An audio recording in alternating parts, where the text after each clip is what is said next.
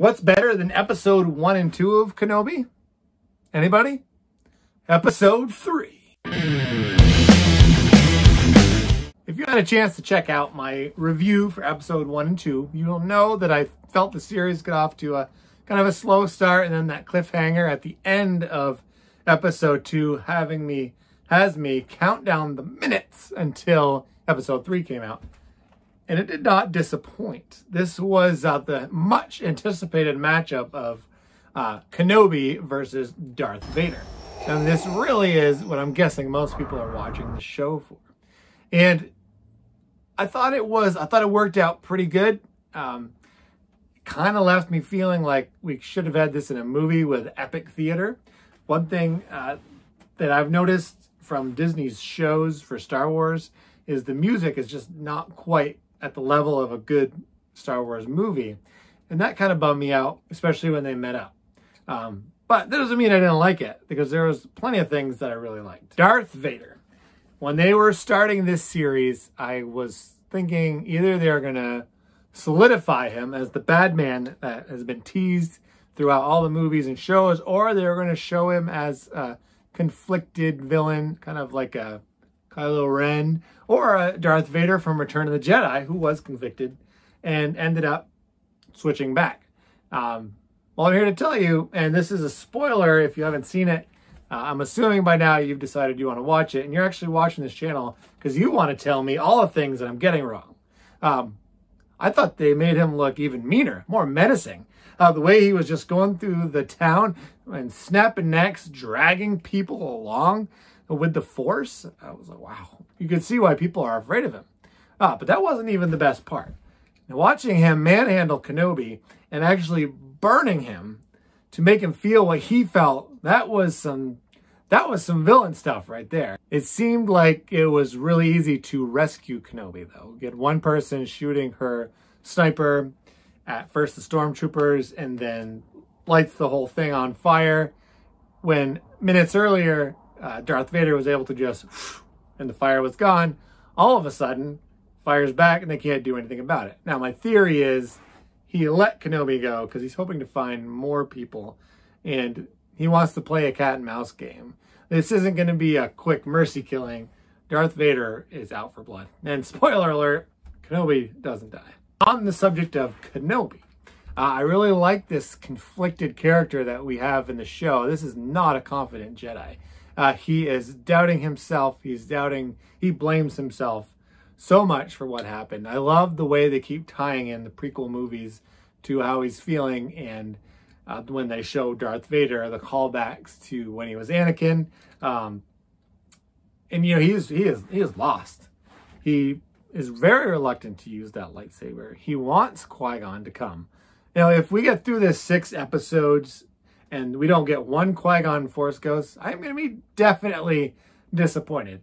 And the fact that he hasn't already seen him makes me curious as to why. Was he shutting himself off to the Force because he didn't want Anakin to find him? Or is there another reason? Or is Force Ghost only for him? I hope we got 3 more episodes for a Force Ghost. And if we don't get it, I'd say we riot. I did watch some other reviews from last week's episodes. And one common thing I saw from fellow YouTube reviewers is they really didn't seem to like Leah. Now, she was front and center quite a bit in the last episodes. I thought she was a little more toned down. She didn't steal the show. It was very much a Kenobi show this time. And a little sprinkled in with Darth Vader. I think she actually brings heart to the show. You want her to do well. Now that she's starting to grasp the situation and understand the weight of what is actually going on in the universe, I think she's less apt to run away. She wants to save Obi-Wan Kenobi. And of course, there's a big spoiler at the end for what happens to her.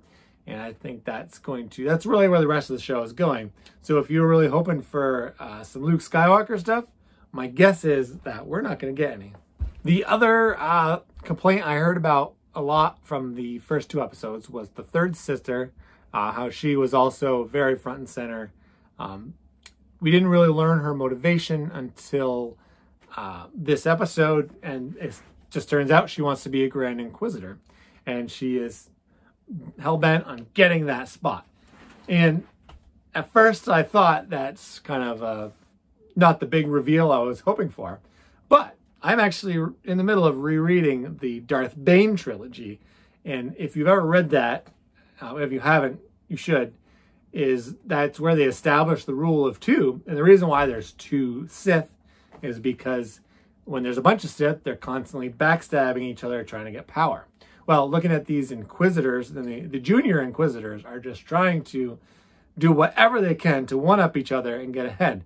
So this actually kind of makes sense. Someone who is part of the dark side, and she will stop at nothing to get what she wants. That's what she is supposed to do. So I actually appreciate her character more after watching episode 3. Overall, though, I'm gonna bump this episode up to an A-. I think it did a B+, or maybe even a B for the last two.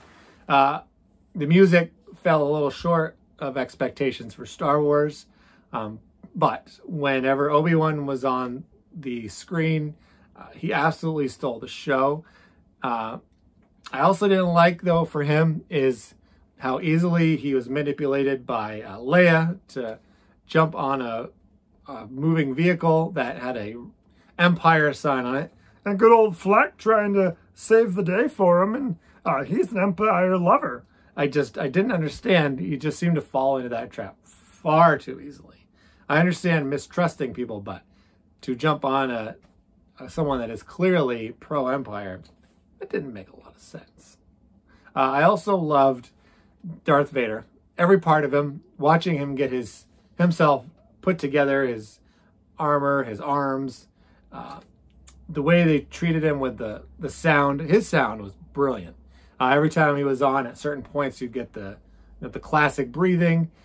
He would usually jump into the scene and started with his red lightsaber.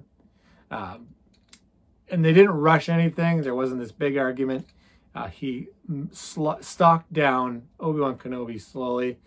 Vader was perfect. I actually really loved James Earl Jones' voice, because the last time we saw him, I thought he was kind of losing his voice a bit, and I thought he was back on his game. Not quite A New Hope, but he was definitely more back on his game for Darth Vader for this episode. The Inquisitors were fun. They did what they're supposed to do. They backstabbed each other. They're trying to get into Vader's favor.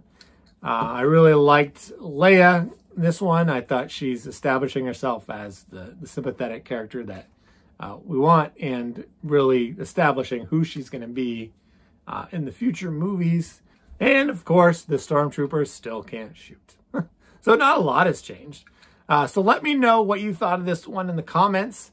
Are you loving this series? Are you totally washing your hands with Disney because you just don't like Disney? Either way, I'd love to hear from you. I love a good Star Wars debate. There's nothing Star Wars fans like more than debating. So I'm going to try to do another video for episode 4 next week. I do have a busy schedule, and watching those on Wednesday nights can be a little problematic. But the good news is when you watch my videos, you're going to find something to brag about.